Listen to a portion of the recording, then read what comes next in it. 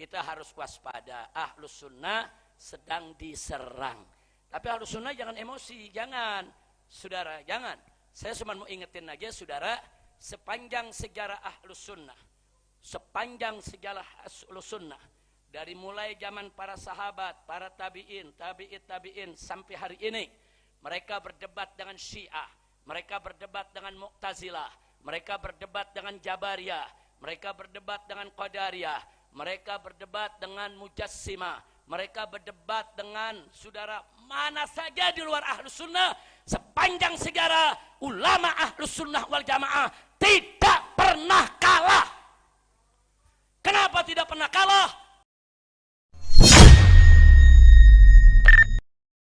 Alhamdulillah, wassalatu wassalamu ala rasulillah wa ala alihi wa sahbihi wa mawalah.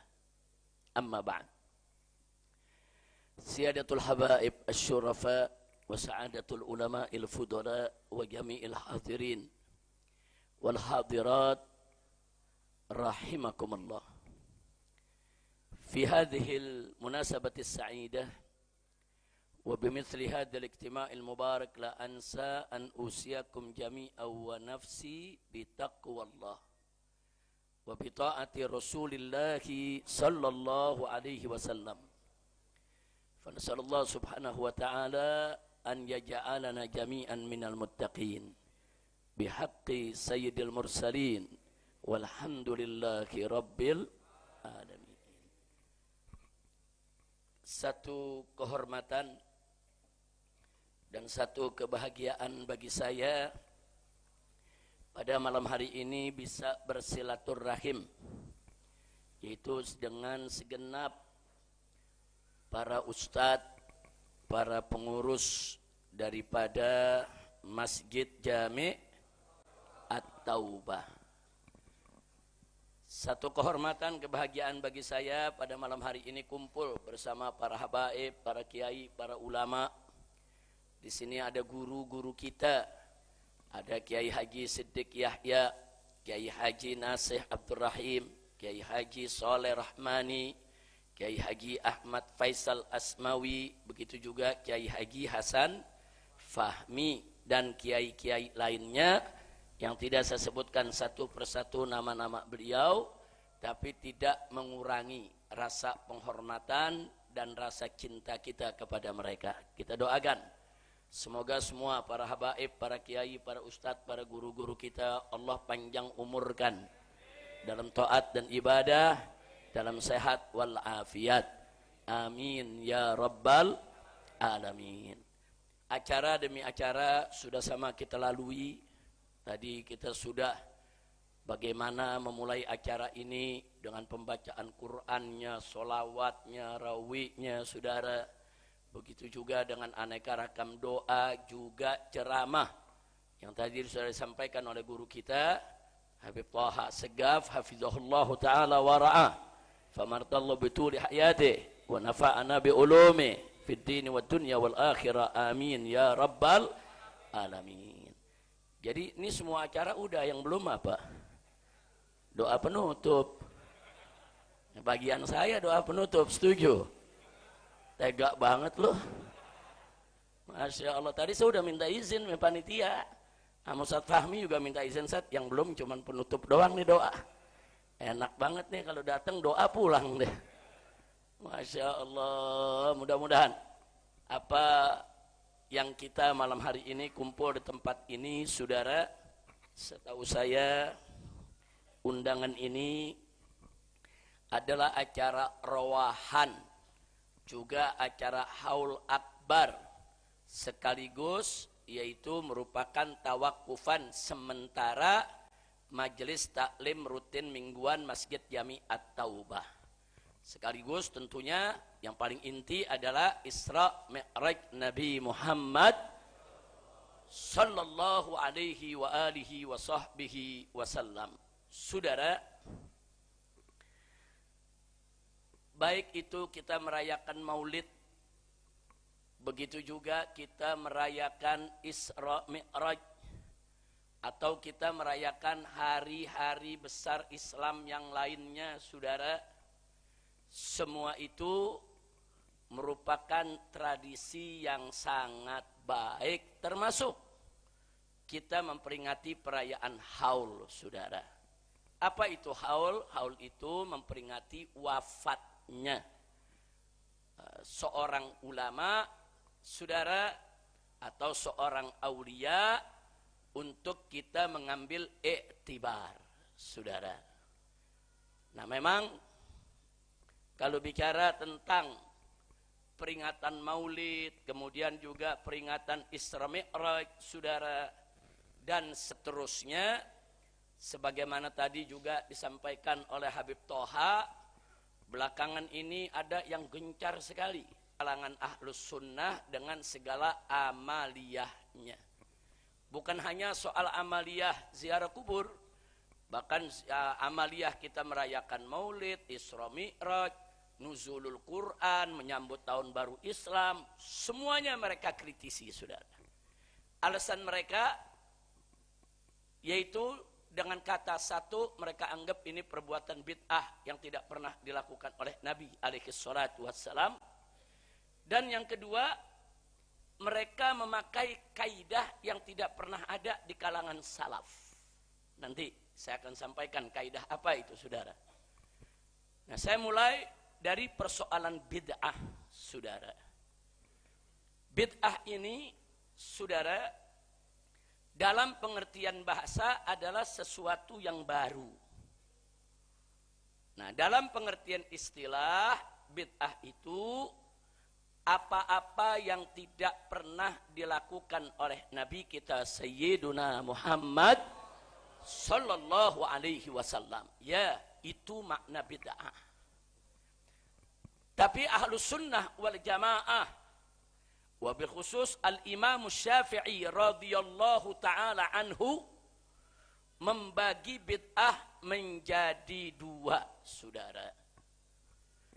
Yang pertama adalah bid'ah hasanah, yang kedua adalah bid'ah sayyi'ah.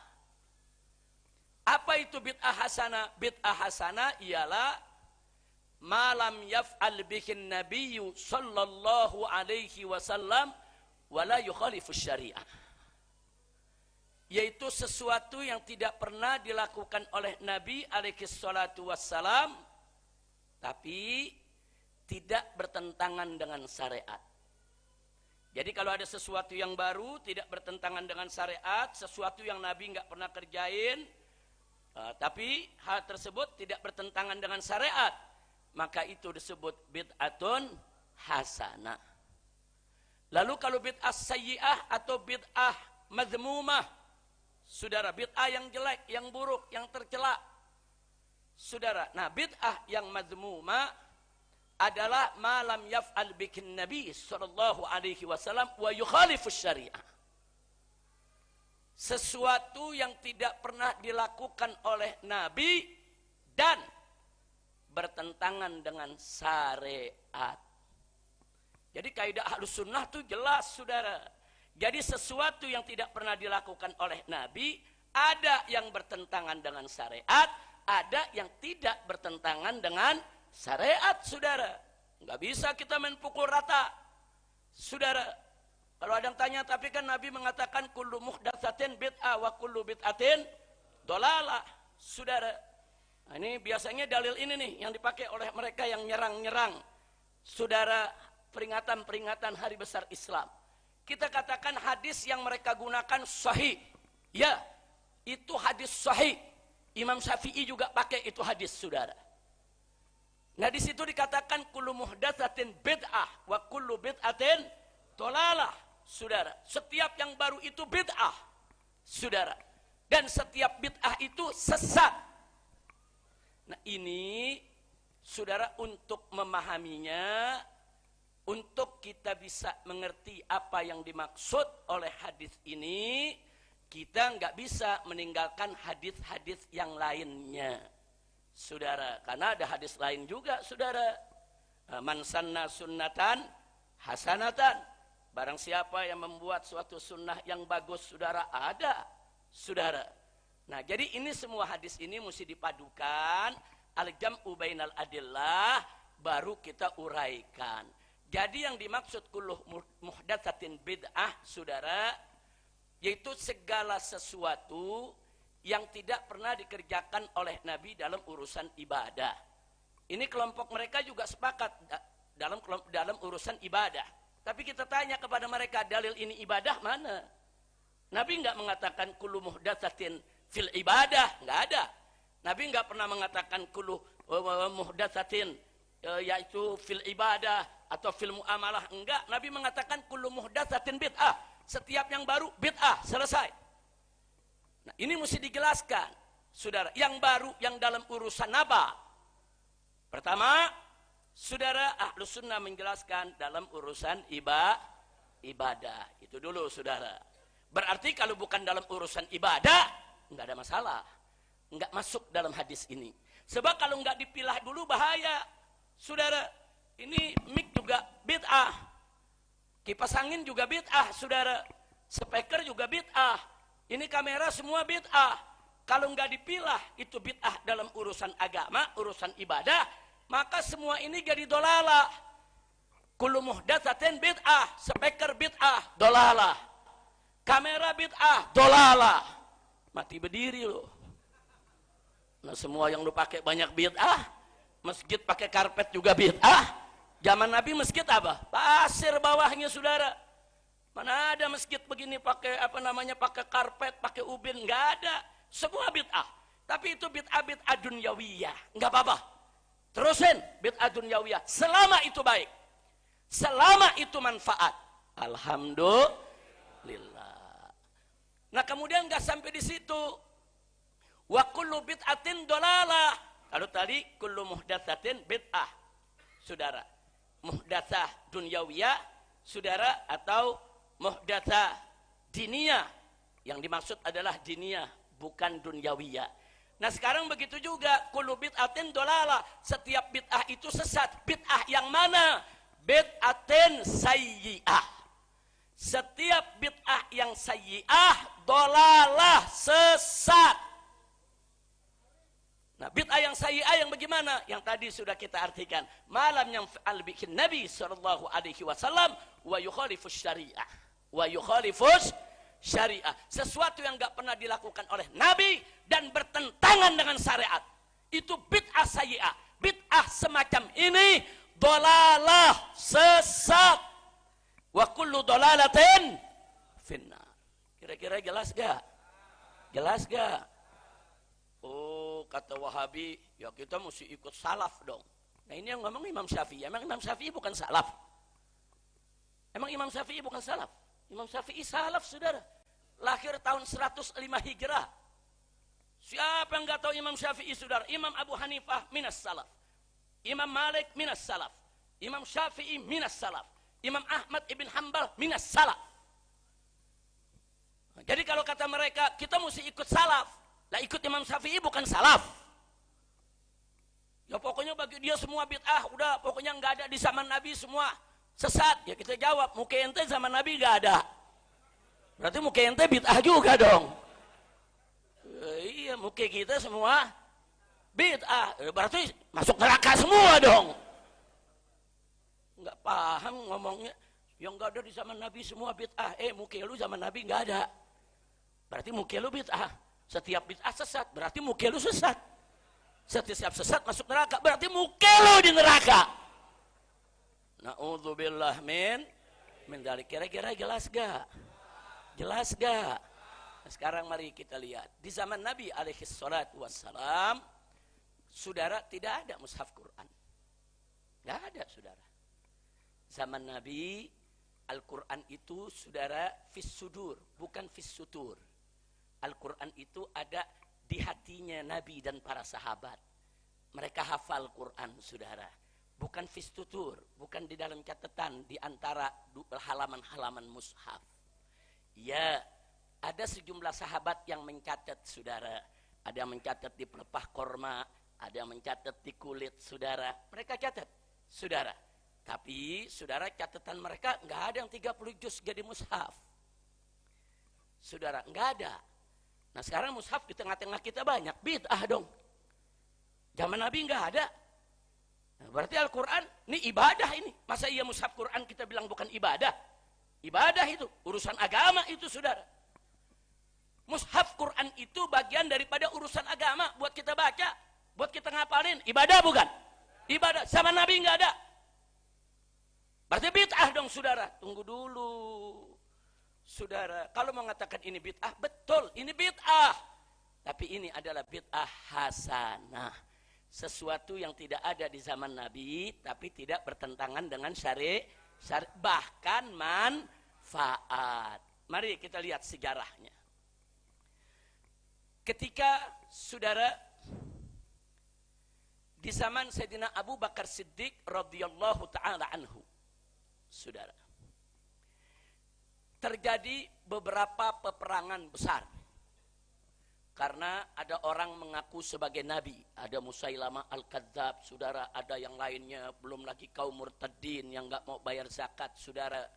Sehingga terjadi peperangan antara umat Islam yaitu dengan orang-orang yang sudah murtad tadi, saudara.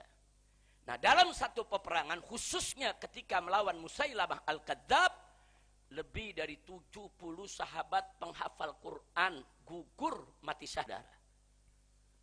Nah, saat itu Sayyidina Umar Ibn Khattab khawatir. Ini perang melawan Musailamah udah 70 lebih nih yang mati penghafal Quran. Dan ini belum selesai urusannya. Masih banyak yang mesti diberesin. Wah, kalau besok terjadi perang lagi, perang dengan Romawi, perang dengan Persia, perang dengan negara-negara kafir. Sementara para sahabat Nabi semangat jihadnya tinggi. Dan mereka penghafal Quran. Kalau mereka semua mati, lalu kemana Al-Quran kita? Khawatir, nggak bisa tidur Sayyidina Umar, saudara. Akhirnya Sayyidina Umar datang kepada khalifah. Khalifah saat itu adalah Sayyiduna Abu Bakar Siddiq radhiyallahu anhu, datang. Apa kata Sayyidina Umar? Ya khalifata Rasulillah, wahai khalifahnya Rasulullah, wahai Sayyidina Abu Bakar, ini perang kemarin ini terjadi udah 70 lebih penghafal Quran mati. Aku takut kalau nanti penghafal Quran makin bertambah yang mati, nanti umat Islam ke depannya, generasi berikutnya, mereka ribut soal Quran. Sebagaimana ributnya Ahlul Kitab. Soal Injil, soal Taurat, kan Ahlul Kitab ribut. Sampai nggak ketemu yang asli, saudara. Nah sekarang bagaimana nih kalau semuanya mati? Nanti generasi penerus tahu Quran dari mana? Nah, kemudian aku sarankan, kata Sayyidina Umar, alangkah bagusnya semua penghafal Quran yang masih hidup kita kumpulkan. Dan semua lembaran-lembaran yang pernah dicatat, apa yang pernah turun Al-Quran, kita kumpulkan. Dan semua kita satukan, kita bentuk panitia yang hafal Quran, yang hafalnya tidak diragukan lagi di antara sahabat, untuk mengumpulkan menjadi satu mushaf Al-Quran. Tahu jawaban Abu Bakar Siddiq apa? Beliau menjawab, ya Umar, ittaqillah. Hai Umar, takutlah kamu kepada Allah. Murni an af'al ma lam yaf'al bikin Nabi. Engkau perintahkan aku melakukan sesuatu yang Nabi enggak pernah kerjain. Berarti menurut Sayyidina Abu Bakar bid'ah bukan itu? Bid'ah. Sayyidina Abu Bakar enggak berani. Enggak berani. Jadi dalam pandangan Sayyidina Abu Bakar ini bid'ah ini. Karena kan Nabi mengatakan kullu muhdatsatin bid'ah wa kullu bid'atin dhalalah wa kullu dhalalatin finnar. Sayyidina Abu Bakar enggak berani. Ya Umar, ittaqillah, takutlah kau kepada Allah. Karena menurut Sayyidina Abu Bakar Siddiq itu adalah bid'ah. Bagaimana berani-beraninya engkau ya Umar? Aku disuruh melakukan yang Nabi enggak pernah kerjain. Aku enggak berani ya Umar. Enggak berani Sayyidina Abu Bakar. Jadi Sayyidina Abu Bakar berarti anti bid'ah. Para sahabat anti bid'ah, saudara. Enggak main-main. Nah, saat itu Sayyidina Abu Bakar mengeluarkan argumentasinya. Terjadilah dialog diskusi antara Abu Bakar dengan Umar Ibn Khattab radhiyallahu taala anhuma. Singkat cerita, Abu Bakar tetap berpegang kepada pendapatnya. Nah, apa Umar putus asa? Enggak, besok balik lagi Sayyidina Umar. Diajak dialog lagi Sayyidina Abu Bakar. Sayyidina Abu Bakar masih enggak mau. Datang lagi lusanya saudara. Itu Sayyidina Umar enggak berhenti karena dia khawatir. Ini kalau pada mati ini nanti nih penghafal Quran, terus anak keturunan kita tahu Al-Quran dari mana? Saudara, wajar gak kalau Sayyidina Umar khawatir? Saya mau tanya semua di sini, wajar tidak? Nah sekarang saya mau tanya juga, kalau Abu Bakar anti bid'ah, bagus tidak? Bagus saudara. Ini dua-dua punya pendapat sama-sama bagus, bukan jelek saudara. Dan gak ribut, gak berantem. Terakhir, saudara kata Abu Bakar Siddiq, ya sudah ya Umar. Kita tidak usah terus bertengkar, nggak usah terus berdebat. Aku punya pendapat, kau punya pendapat, nggak ketemu. Nah sekarang begini aja, aku istikharah, minta petunjuk Allah. Setuju Sayyidina Umar, setuju. Aku istikharah dulu, minta petunjuk Allah. Kalau setelah istikharah, apa jawabannya? Hatiku tetap menolak, sudah, kau nggak usah debat lagi. Tapi kalau hatiku menerima, kita kerjakan. Sayyidina Umar setuju, saudara. Jadi istikharah penting tuh, Pak, Bu. Istaghfir rabbak, wastafti galbak. Saudara, kalau kita ada kesulitan-kesulitan ngambil keputusan, minta petunjuk Allah. Minta. Saudara, akhirnya Sayyidina Abu Bakar istikharah. Bangun malam, sholat tahajud, sholat istikharah, mohon petunjuk Allah, saudara. Sehari, 2 hari, 3 hari, Sayyidina Umar nunggu. Apa nih hasilnya? Dengan penuh kekhawatiran. Begitu selesai, Sayyidina Abu Bakar mendapatkan jawabannya, saudara. Dalam hatinya yang mantap dengan satu pendapat, saudara. Dipanggil Sayyidina Umar. Ya Umar, datang kau ke rumah. Datang Sayyidina Umar. Sayyidina Umar dengan berdebar-debar mengharapkan apa ini jawabannya. Apa kata Sayyidina Abu Bakar? Ya Umar, setelah aku istikharah, entah kenapa hatiku sejuk, hatiku tenang, hatiku adem dengan kau punya pendapat. Subhanallah. Padahal awalnya enggak mau, itu bid'ah, Nabi enggak pernah kerjain. Nah, tapi beliau enggak ngotot. Karena Sayyidina Umar tetap dengan pendapat, beliau tetap dengan pendapat, diskusi enggak ketemu solusi, saudara. Maka solusinya adalah istikharah, saudara. Wah, kita yakin istikharahnya Sayyidina Abu Bakar, saudara, sahabat Nabi yang paling baik, paling mulia. Saudara, istikharahnya ulama aja luar biasa, istikharahnya aulia aja luar biasa, apalagi istikharahnya khairus sahabah, sebaik-baiknya sahabat. Maka kita pastikan itu adalah petunjuk dari Allah. Ilhamun Rabbani, itu ilham dari Allah yang diberikan kepada Sayyidina Abu Bakar Siddiq sehingga hatinya tenang. Alhamdulillah, begitu tenang bersyukur Sayyidina Umar, saudara. Akhirnya apa? Kata Sayyidina Abu Bakar, kalau gitu sekarang kita kumpulkan. Kita kumpulkan semua para sahabat Nabi, saudara. Nah, kita kumpulkan mereka supaya kita lihat bentuk tim, saudara. Dibentuklah tim. Dibentuk satu tim, saudara, yang isinya sahabat-sahabat Nabi yang hafal Quran. Semua saling koreksi. Yang ini baca Fatihah, ini baca Fatihah, ini baca Fatihah, dikoreksi. Saudara, sampai kiroat-kiroatnya dicatat. Ada yang Maliki Yaumiddin, ada yang Maliki Yaumiddin, ada yang kufuan ahad, ada yang kufwan ahad, ada yang kufuan ahad, ada yang kufuan ahad. Semua dicatat, semua qiraat, saudara. Begitu dicatat, jadi, saudara. Dan yang punya lembaran-lembaran, ditarik itu lembaran semua. Siapa yang punya lembaran? Setor. Disetorkan, saudara.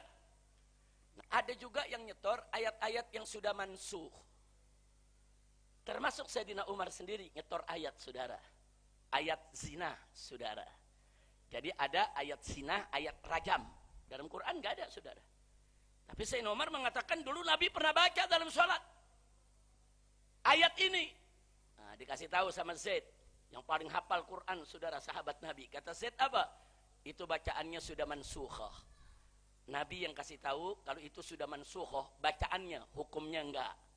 Hukumnya tetap berlaku, saudara. Karena sudah mansukhah, nggak boleh dimasukkan dalam mushaf Quran, saudara. Karena dia mansuhnya mansuh tilawatan, saudara. Mansuh tilawatan, tapi hukumnya tidak mansuh. Ada ayat, saudara, yang tilawahnya nggak mansuh, tapi hukumnya yang mansuh, saudara. Seperti apa?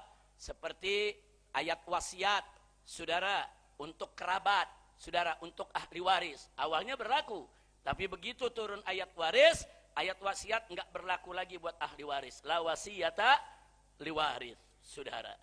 Nah, jadi ada sahabat Nabi yang bernama Zaid, ini paling hafal dan diangkat menjadi ketua tim.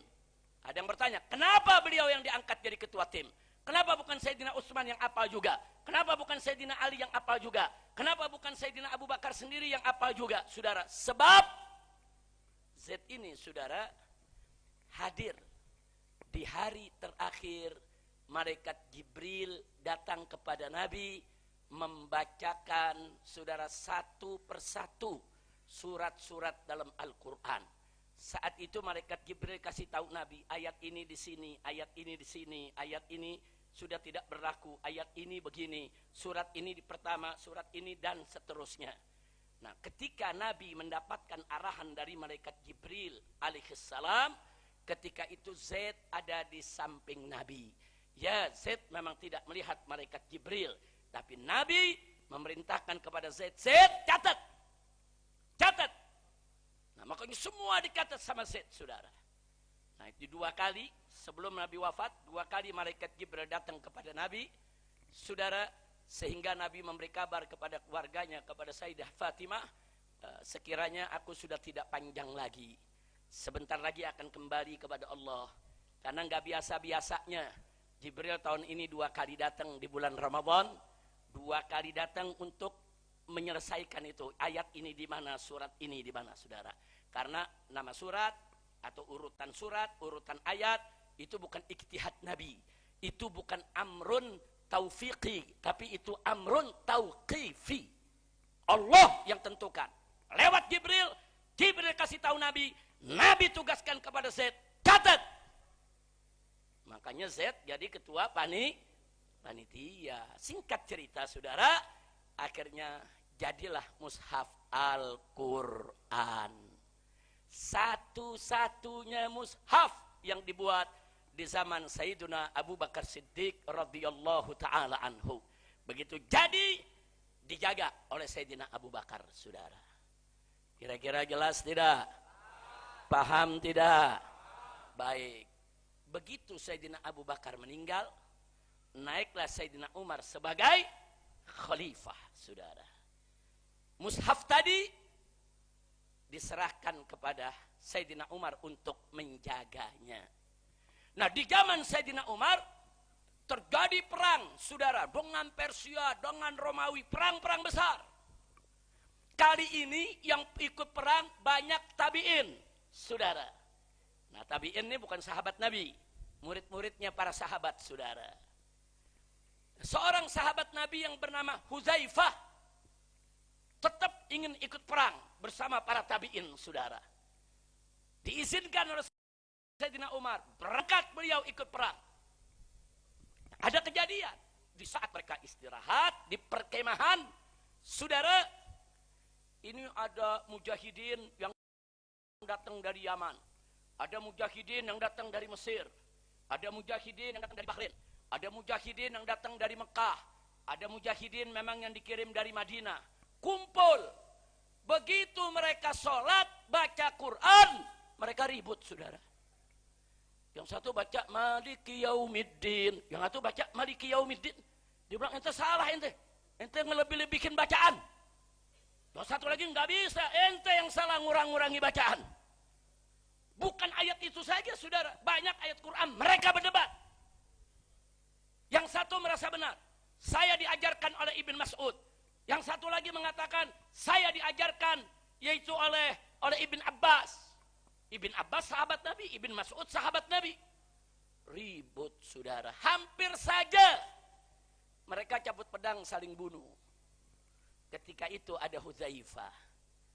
Didamaikan oleh Huzaifah, diterangkan. Bacaanmu yang belajar dari Ibn Abbas, betul. Memang Al-Quran ini diturunkan ala sab'ati ahruf. Betul bacaan kau. Yang kamu belajar itu dari Ibn Mas'ud, kau baca tadi juga kau betul. Nah, dari situ saudara, akhirnya pertentangan, perselisihan yang tadinya mau mengantarkan kepada pertumpahan darah bisa diatasi oleh Hudzaifah. Nah, yang saya mau ceritakan bukan itunya. Hudzaifah pulang nih ke Madinah, lapor ke Sayyidina Umar. Ya Amirul Mukminin, wahai Amirul Mukminin, gawat, bahaya. Bahaya. Ternyata umat Islam yang datang dari berbagai daerah, mereka ribut soal bacaan mereka. Mereka merasa bacaannya paling benar, padahal semua bacaan itu benar dari para sahabat Nabi yang mengajarkan. Nah, akhirnya di situ saudara, Hudzaifah minta kepada Sayyidina Umar, ini mesti diatasi. Sayyidina Umar langsung jalan saudara. Oh, kalau begitu kita gandakan. Jadi yang ada di Madinah satu-satunya saudara digandakan. Saudara. Tapi digandakannya enggak banyak. Saudara, sekedarnya. Sayyidina Umar belum sempat menyelesaikan. Sudah meninggal dunia. Selanjutnya siapa? Sayyidina Utsman ibn Affan. Sayyidina Utsman yang menyelesaikan saudara. Dibuat satu mushaf bacaannya umat Islam yang ada di Mesir. Dibuat satu mushaf bacaannya umat Islam yang ada di Bahrain. Dibuat satu mushaf lagi bacaan umat Islam yang ada di Yaman, saudara. Satu mushaf lagi bacaan umat Islam yang ada di Mekah. Satu mushaf lagi bacaan umat Islam yang ada di Madinah. Semua setiap wilayah daripada kekhalifahan saat itu dikirim satu mushaf. Alhamdulillah. Saya mau tanya dulu nih kepada semua saudara yang ada, itu bid'ah bukan? Bid'ah. Bid'ah bukan? Bid'ah bukan? Tapi bertentangan dengan syariat tidak? Bagus tidak? Manfaat tidak? Takbir. Itu bid'ah saudara. Di zaman Sayyidina Ali ada bid'ah lagi. Apa yang terjadi di zaman Sayyidina Ali saudara? Di zaman Sayyidina Ali, kan waktu zaman Sayyidina Umar dan Utsman banyak orang ajam masuk Islam saudara. Negeri-negeri ajam dari Persia, dari mana-mana saudara. Banyak mereka nggak bisa baca Quran. Kenapa? Karena Quran nggak ada harokatnya dan nggak ada titiknya. Jadi huruf ba, ta, sa sama, nggak ada titiknya. Antum kalau lihat mushaf Utsmani nggak ada titiknya saudara. Silakan jalan-jalan ke Turki, di sana ada museum saudara. Lihat Quran dari zaman Sayyidina Utsman masih ada di sana. Nggak ada titik, nggak ada fathah kasroh. Jangankan orang ajam, orang Arab aja yang tiap hari ngomong Arab belum tentu bisa baca. Kecuali kalau dia belajar, kecuali kalau dia hafal Quran, saudara bisa nyerempet bacaannya. Kira-kira jelas gak? Sekarang aja udah ada titik, udah ada harokat, banyak yang nggak bisa baca. Jujur, betul? Nah disitulah saudara Abul Aswad Ad-Duwali, murid Sayyidina Ali, minta izin kepada Sayyidina Ali untuk memberikan harokat dan titik. Ba satu titik di bawah, ta dua titik di atas, sa tiga titik di atas saudara. Kemudian ada harokat, fathah, kasroh, dhammah, dan seterusnya. Nah mulai dari situ saudara ditulis lagi Al-Quran dengan harokat. Setelah itu begitu masuk zaman Turki Utsmani mulai ada percetakan, dicetak Al-Quran saudara. Dan saat ini lebih canggih lagi saudara, idghamnya, ikhfa'nya dikasih warna. Ayo jujur, betul? Betul? Bid'ah bukan tuh? Bid'ah bukan tuh? Pakai warna. Bid'ah tidak. Tapi bid'ah saya mau tanya, sayyi'ah atau hasanah? Bid'ah jelek atau bid'ah bagus? Dukung tidak? Takbir. Nah, jadi jangan dikit-dikit bid'ah menyerang, nggak boleh, jangan. Ada bid'ah yang baik. Saudara, kalau bid'ah yang baik nggak apa-apa, terusin aja saudara. Nah, kalau bid'ah yang jelek, stop. Peringatan Maulid bid'ah bagus kok. Selama pelaksanaannya bagus. Tapi kalau Maulid pakai dangdutan, artis bulu ketek kemana-mana joget. Ada oknum ngaku ustad pakai nyawer di BH-nya. Kacau tidak? Kacau tidak? Itu jadi bid'ah hasanah atau sayyi'ah? Dolalah tidak? Bahkan itu bisa termasuk penistaan agama. Hati-hati saudara. Jangan mau bikin maulid begini nih, laki sama perempuan dipisah. Perempuan ada tempatnya, laki ada tempatnya. Alhamdulillah. Saya mau tanya sekarang, kita di sini nih bikin maulid bagus gak nih? Tadi ada yang ngaji gak? Ada yang baca Quran gak? Baca Quran bagus gak? Tadi ada yang baca sholawat gak? Baca sholawat bagus gak? Tadi ada yang ceramah mau izoh tidak? Yang memberi nasihat ada tidak? Nasihat bagus tidak? Tadi ada yang baca doa, doa bagus tidak? Betul? Jeleknya di mana? Saudara, kecuali saudara kalau yang hadir telanjang semua. Saya juga begitu masuk telanjang saya lari. Oh, ini orang primitif semua nih. Tapi begitu masuk, masya Allah, pada pakai piki, rapi, celana rapi, baju rapi, alhamdulillah. Jadi keputusannya apa? Keputusannya, saudara, enggak apa-apa. Kalau ada orang menganggap ini bid'ah sayyi'ah, ya jangan dikerjain, selesai. Karena kalau dia yakin ini bid'ah sayyi'ah, emang enggak boleh dikerjain, saudara. Tapi kalau dia yakin ini bid'ah hasanah, terusin. Nah, antara dua kelompok ini jangan saling mengkafirkan, betul? Jangan dikit-dikit ini bid'ah, kafir, masuk neraka. Saudara, kayak dia doang yang masuk surga. Dia kali yang pegang kunci surga. Innalillahi wa inna ilaihi raji'un. Baik, zaman Nabi saya mau tanya, universitas ada? Enggak ada. Enggak ada, saudara. Ada majelis taklim pakai waktu? Ada? Enggak ada, saudara. Ada tabligh akbar? Enggak ada, saudara. Ada pesantren? Enggak ada, saudara. Ada orang lulus, saudara, di zaman Nabi universitas terus dapat selembar ijazah S1. Ada? Ada? Belajar jurusan hadis, jurusan tafsir, dapat S2. Ada? Enggak ada, saudara. Berarti itu bid'ah agak semua? Bid'ah tidak? Zaman Nabi ada klinik, ada puskesmas. Bid'ah dong. Wah, lu masuk puskesmas neraka semua lu. Astagfirullahaladzim. Jangan, saudara. Jadi ada universitas Islam, saudara. Walaupun itu berkaitan dengan muamalat, tapi isinya ada ibadah, belajar ilmu. Belajar ilmu itu ibadah, saudara. Menggali Quran, menggali tafsir, menggali ilmu tauhid, menggali ilmu akhlak, saudara. Di dalamnya ada ibadah. Zaman Nabi nggak ada, nggak apa-apa, saudara. Boleh kita kerjakan. Selama itu tidak melanggar syariat. Kira-kira jelas tidak? Paham tidak? Nah, sekarang satu lagi dari. Satu lagi saya mau tambahin nih. Saudara, orang-orang Wahabi sekarang dia pakai dalil, apa dia bilang? Kalau maulid itu bagus, kalau Isra Mi'raj itu bagus, kalau yang namanya tahlilan itu bagus, kalau nuzulul Quran itu bagus, kalau merayakan hari besar itu bagus, niscaya pasti sahabat Nabi akan lebih dulu melakukannya. Enggak mungkin sahabat Nabi enggak melakukan itu kalau itu baik. Justru karena sahabat Nabi enggak melakukan, maka itu semua tidak baik. Nah, jadi mereka begitu. Nah, kalau Quran sahabat Nabi melakukan, jadi baik.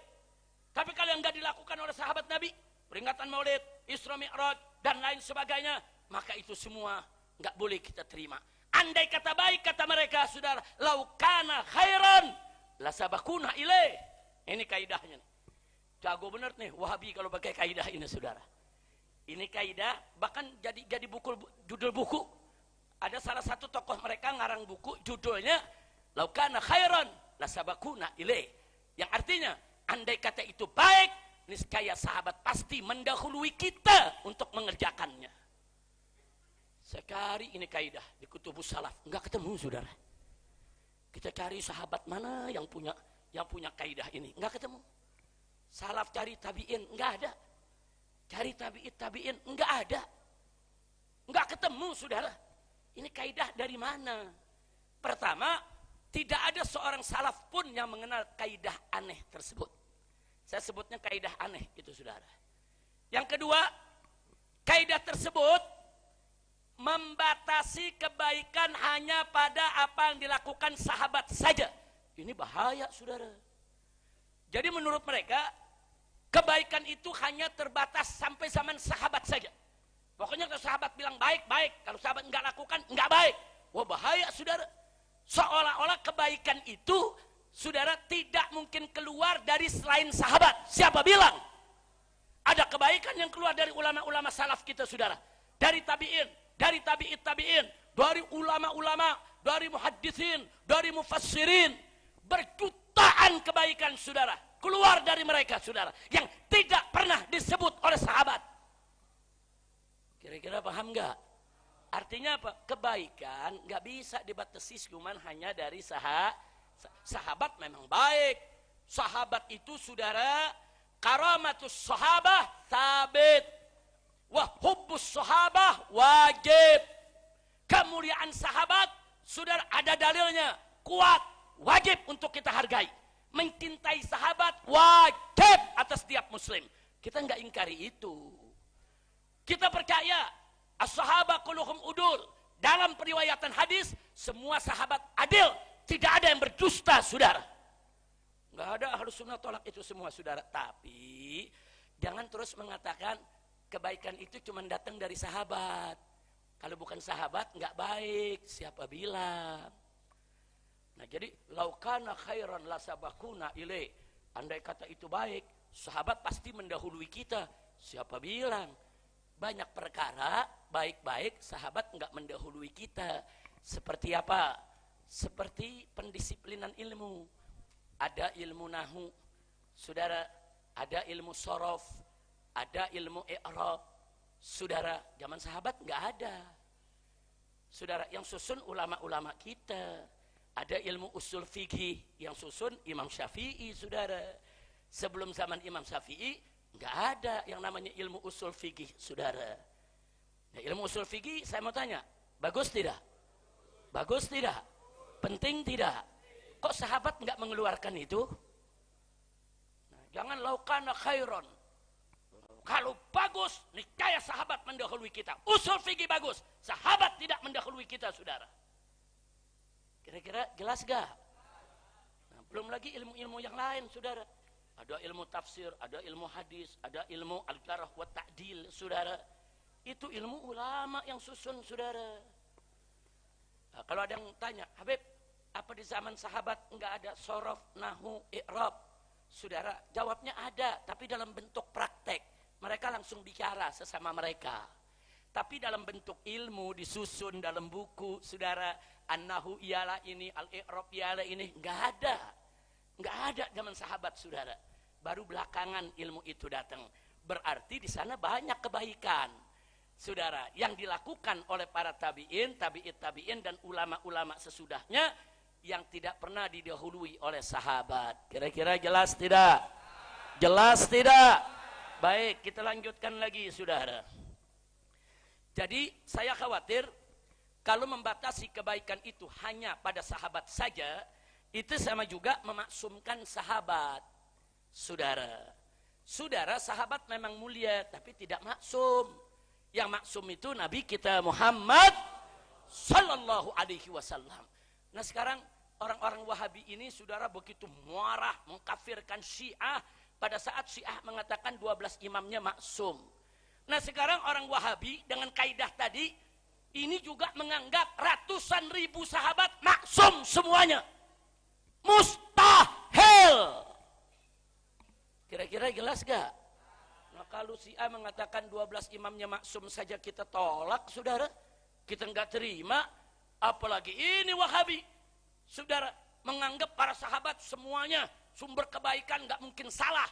Dan kebaikan hanya sebatas sahabat saja. Selain sahabat enggak melahirkan kebaikan. Ini namanya mengkultus sahabat, saudara. Enggak boleh. Saya mau tanya semua di sini, cinta sahabat wajib tidak? Wajib tidak? Tapi apa boleh mengatakan sahabat maksum? Boleh tidak? Enggak boleh. Yang maksum siapa? Nabi Yuna Muhammad Sallallahu Alaihi Wasallam. Nah, akhirnya, saudara, saya penasaran. Kok berani ya Wahabi pakai kaidah laukana khairan lasabakuna ilaih. Kita cari, saudara. Ternyata dapat.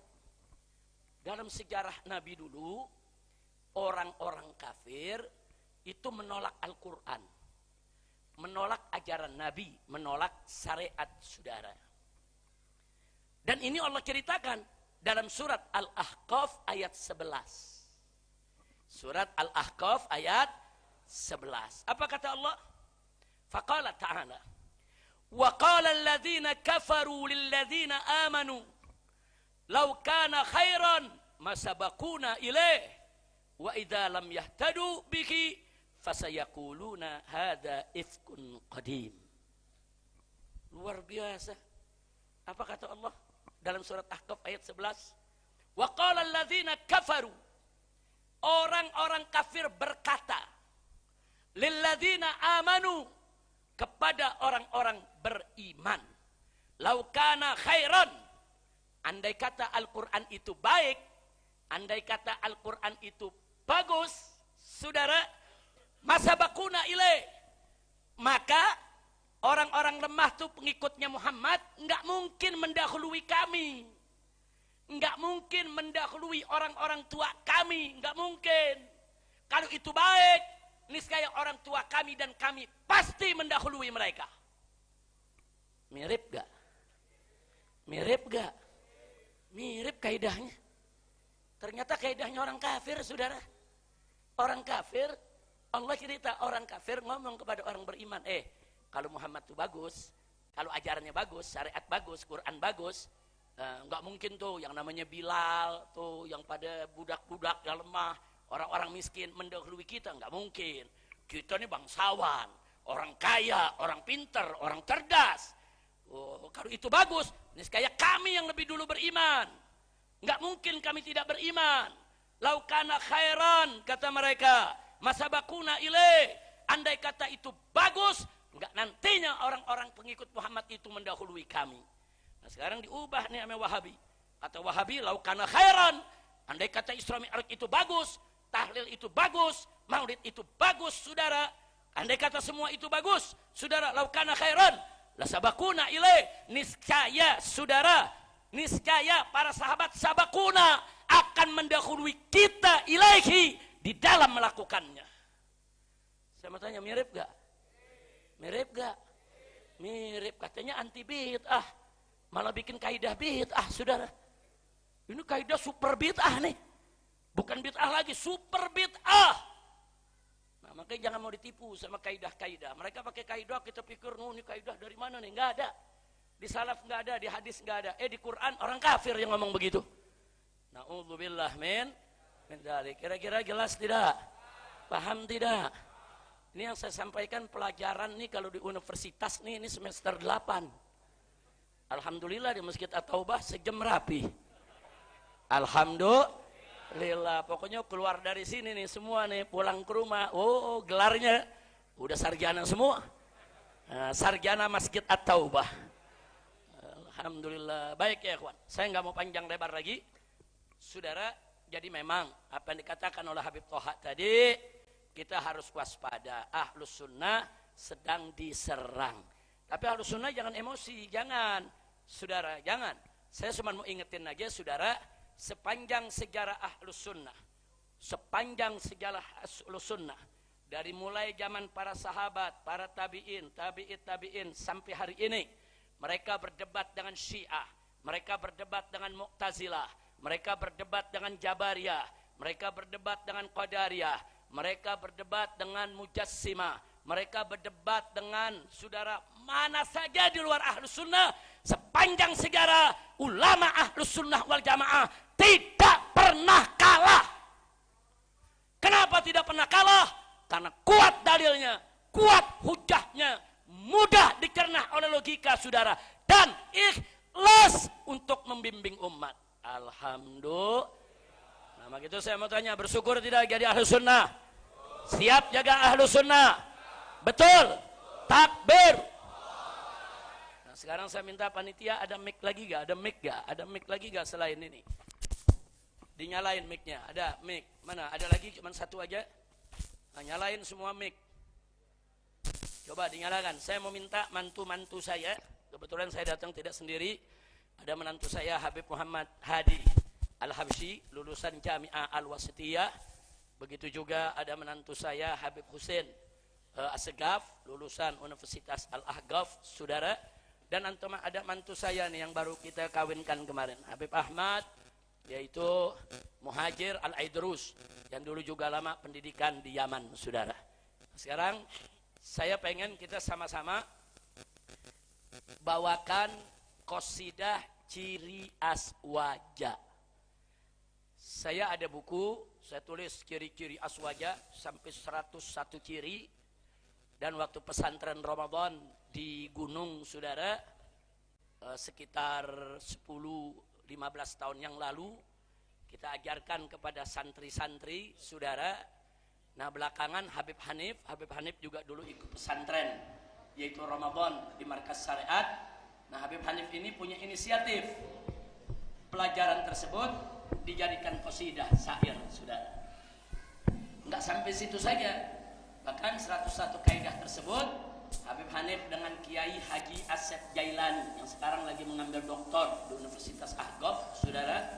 Beliau guru besar di pesantren kami, lagi merincikan satu-satu syarat ciri tersebut dengan dalil-dalilnya. Jadi setiap ciri taruh dalil, setiap ciri taruh dalil. Nah, insya Allah nanti kalau sudah selesai akan kita cetak biar dibaca oleh umat semua, insya Allah. Nah, sekarang kita baca dulu qosidahnya rame-rame. Ini qosidahnya panjang, maka itu saya minta nanti 4-4 bacanya ya, 4 bait, jangan satu-satu. Kalau satu-satu nanti jam 3 baru selesai, keburu dingin ya. Nah, jadi 4-4 aja bacanya ringan, pakai salatullah salamullah. Tapi yang saya minta dengerin liriknya, dengarkan liriknya. Nah, nanti kalau ada inilah ciri aswaja, rame-rame semua. Inilah ciri aswaja. Siap? Betul? Ya, silakan. Salatullah salamullah ala taha rasulillah. Salatullah salamullah ala yasin habibillah. Salatullah salamullah ala taha rasulillah. Salatullah salamullah ala yasin habibillah. Wahai muslimin, wahai muslimat, mari aswaja dipegang kuat. Insyaallah kita selamat di dunia juga akhirat. Dua madhab akidah sunni, mayoritas ikut Asy'ari, banyak juga yang Maturidi. Inilah ciri-ciri aswaja. Aswaja madhabnya 4, Syafi'i, Malik, Hanafi, Ahmad. Ikhtilaf umat membawa rahmat. Inilah ciri-ciri aswaja. Rukun iman 6 jumlahnya, rukun Islam 5 bilangannya. Yang ketiga ihsan namanya. Inilah ciri-ciri aswaja.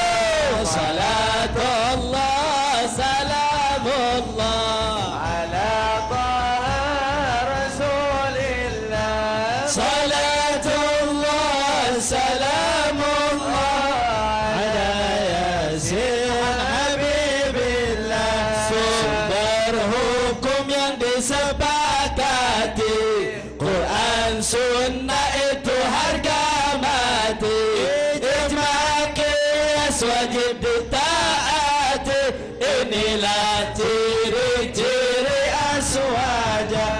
Ayat sifat harus ditanzih, tafwid tawil dengan jiwa bersih.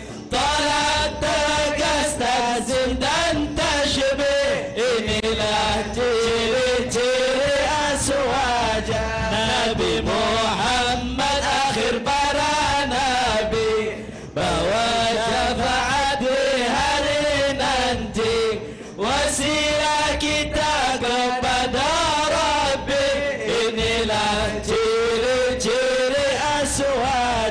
Zuriat Nabi banyak dan berkah, pendam Quran dan juga sunnah. Wajib mencinta cucu Fatimah, inilah ciri-ciri aswad. Salatullah salamullah ala taha rasulillah. Salatullah salamullah ala yasin habibillah. Sahabat Nabi bagaikan bintang, panutan umat terang benderang. Wajib dicinta, haram diserang, inilah ciri-ciri azwaja. Sahabat Nabi adil riwayat, meski tak maksum seperti Ahmad. Dengan alul bait begitu dekat, inilah ciri-ciri aswaja. Isra Mi'raj ada dan nyata, dengan jasad dan juga jiwa. Melihat Allah Tuhan semesta, inilah ciri-ciri aswaja. Karamah wali adalah fakta, siksa kubur juga realita. Sirat dan mizan bukanlah dusta, inilah ciri. Sallu salatullah salamullah ala taha rasulillah. Salatullah salamullah ala yasin habibillah. Imam Mahdi dari Zuriyah pasti datang, tak mungkin kalah. Adilnya tegak penuhi dunia, inilah ciri azwaja. Tawassulan jadi wasilah, tabarrukan mengalah berkah. Rayakan maulid karena mahabbah, inilah ciri-ciri azwaja. Anti takfir sesama ikhwah, penuh cinta galang ukhuwah. Tebar rahmah jalin mawaddah, inilah ciri-ciri aswaja. Ahlus sunnah bukan radikal, bukan juga faham liberal. Tegas dan lembut kondisional, inilah ciri-ciri aswaja. Salatullah salamullah ala taha rasulillah. Salatullah salamullah ala yasin habibillah. Haram berontak terhadap iman selama masih beragama Islam. Mungkarnya cegah, janganlah diam, inilah ciri-ciri aswaja. Ahlus sunnah madhab yang insaf, konsisten ikut jalannya salaf. Boleh ikhtilaf, balak inhiraf, inilah ciri-ciri aswaja. Alhamdulillah majlisku aswaja, alhamdulillah pondokku aswaja, alhamdulillah kita aswaja. Sampai mati tetap aswaja. Alhamdulillah majlisku aswaja, alhamdulillah pondokku aswaja, alhamdulillah kita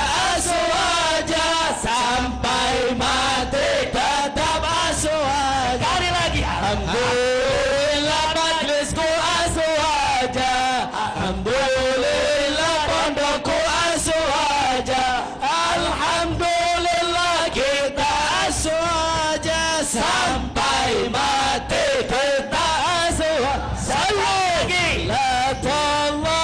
Sekali lagi semua. Alhamdulillah majusu aswaja.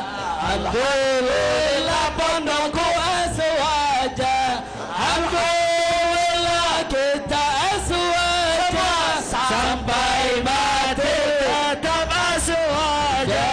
Salatullah salamullah ala taha Rasulillah. Salatullah salamullah ala yasin habibillah. Sallu ala nabi.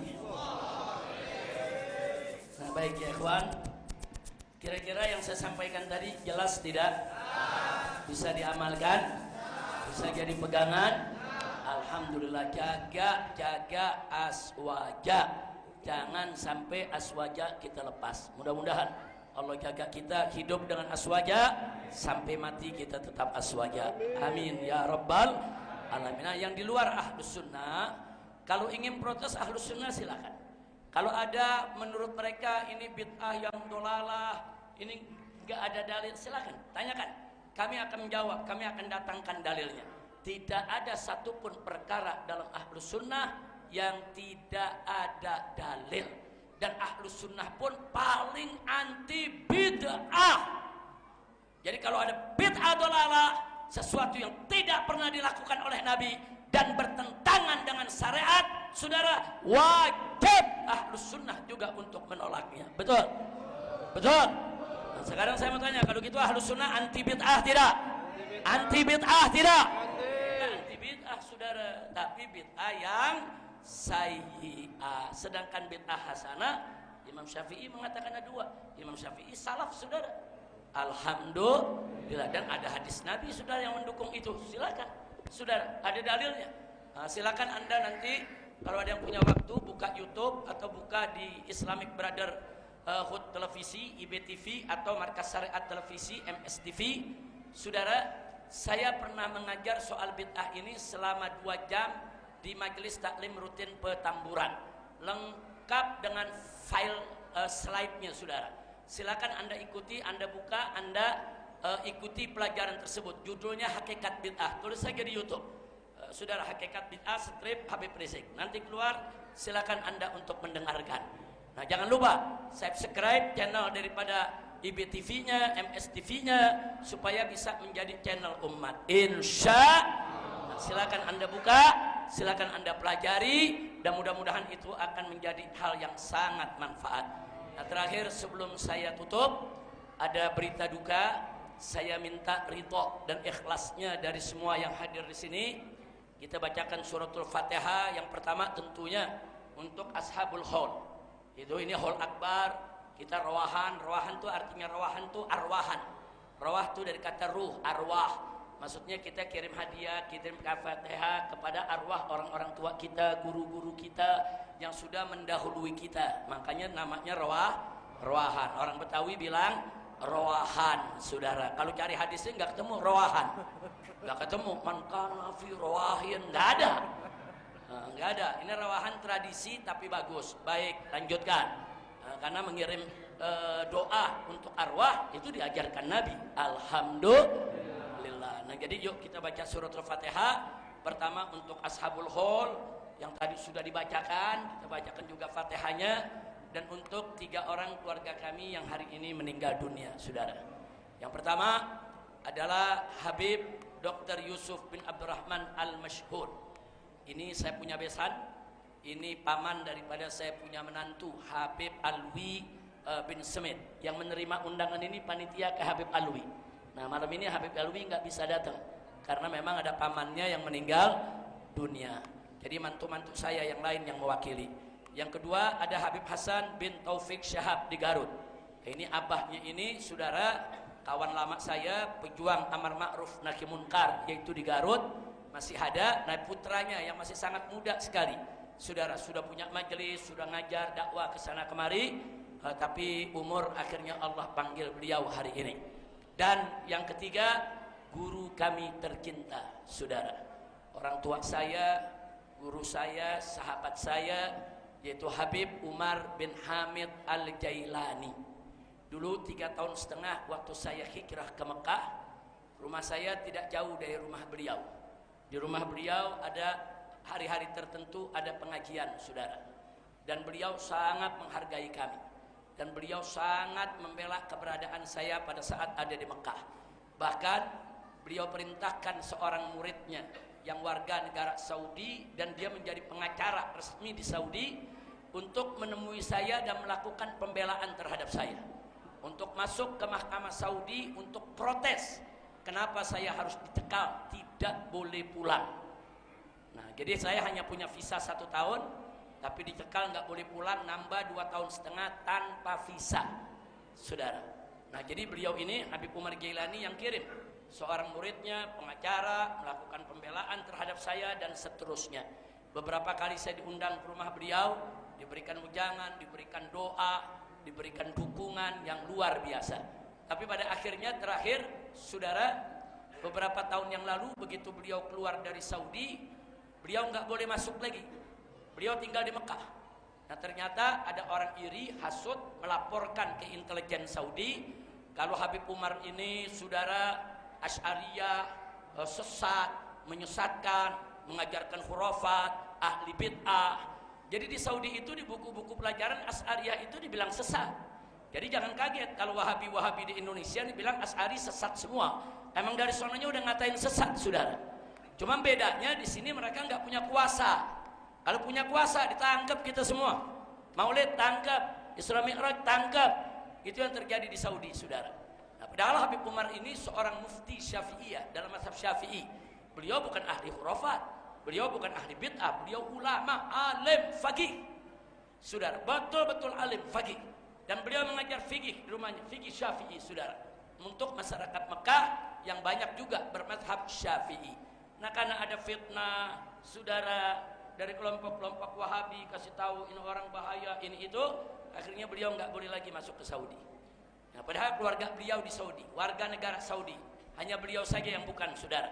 Nah, akhirnya sejak saat itu beliau tinggal di Turki, kemudian dakwah keliling dunia, ke Hadramut, ke Indonesia paling sering. Nah, kemarin saudara beliau terbang dari Turki, ada acara di Jawa Timur. Nah, terbang dari Turki, turun di Bandara Soekarno-Hatta. Di tengah perjalanan di pesawat meninggal dunia. Saudara, tadi sore kawan-kawan di Bandara Cengkareng mengurus jenazahnya. Malam tadi jam 10 tadi saudara menunggu kedatangan anaknya. Anaknya juga langsung terbang dari Timur Tengah ke Cengkareng untuk mengurus jenazahnya. Kita belum dapat kabar karena dari tadi saya ceramah saya belum lihat beritanya lagi mau dikubur di mana. Karena sebagian keluarga minta dikembalikan ke Hadramut untuk dikubur di Hadramut, tanah airnya. Sebagian lagi minta dikuburkan di Indonesia. Saudara, di Indonesia ini banyak tempat-tempat pemakaman para ulama dan para aulia, dan semua pemakaman tersebut sudah buka pintu. Silakan di mana saja Habib Umar mau dimakamkan, mereka semua menerima, termasuk pemakaman di pesantren saya.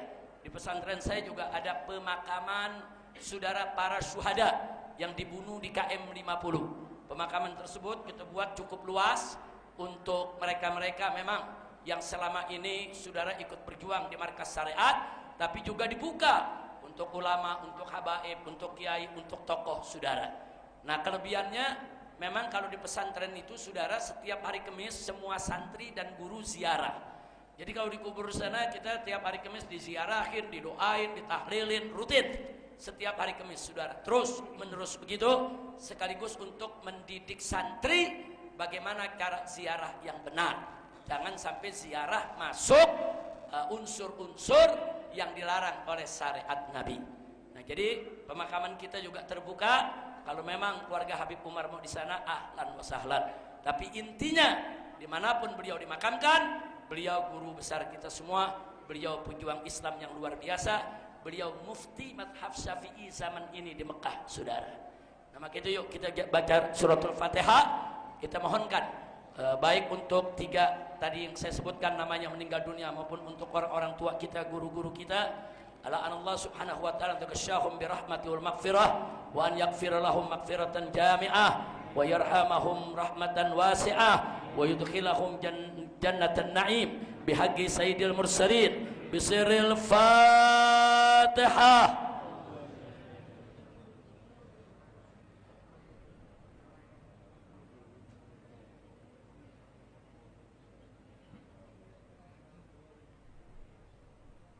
Bilqubul insyaallah.